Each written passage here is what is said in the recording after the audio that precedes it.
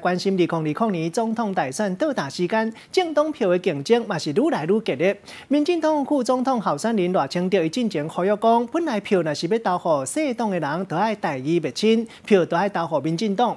另外，内政部处长牵涉到违反行政中立，伊讲票若是投予小党，就是无采工。民众党的党主席，也就是台北市市长郭文哲，战期时针对着相关的活动，有详细的回应。 没有，因为基本上他们现在自认总统大选胜券在握嘛，所以现在当然下一个就是立法院的席次的争夺战。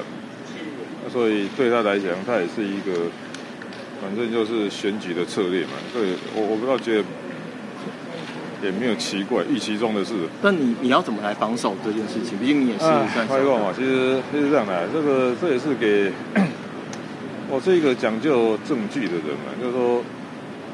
这个都每天都讲过，就是说，2008年到2016，国民党行政立法全面执政。那2016到2020，民进党也是行政立法全面执政。然后在这2次的全面执政的过程当中，我们只看到了权力使人腐化，绝对权力使人绝对腐化。就说台湾有没有进步？没有啊。然后甚至这2个党有没有进步？也没有啊。所以老实讲，我每次讲说。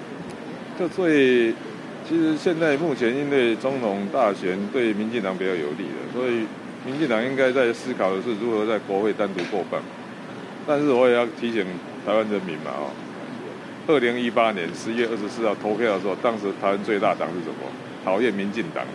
那我问你了过去1年来，民进党除了网军有进步以外，他们在执政有什么改变吗？你们告诉我，不管是他们党或政府有做什么改变吗？没有嘛。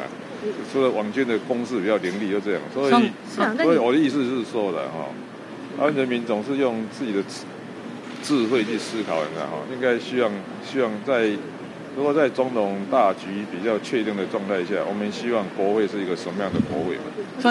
那你说这个陈局的3000亿啊，陈局的3000亿，陈局的3000亿，你是怎么去又看到这样的数字？那我跟你讲，我是这样嘛这个这样嘛当然。 他说以讹传讹，我不是一直呼吁吗？请陈局当事人自己出来说清楚、讲明白嘛。到底高雄的债务是多少？然后这些债务是怎么累积的？还有这些债务现在要高雄市政府要付多少利息嘛？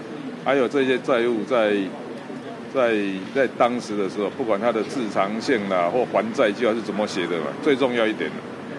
这些债务对目前高雄的行政施政会造成什么样的影响嘛？你要知道，统计数字上看起来目前台湾所有县市里面，平均负债最高的就是高雄市嘛。所以你也不要，我常说嘛，不要说你也不要说这选举语言，我们就请你很清楚的出来说明，自己出来说明，当事人出来说明嘛就好了啊。可是他说他已经说过。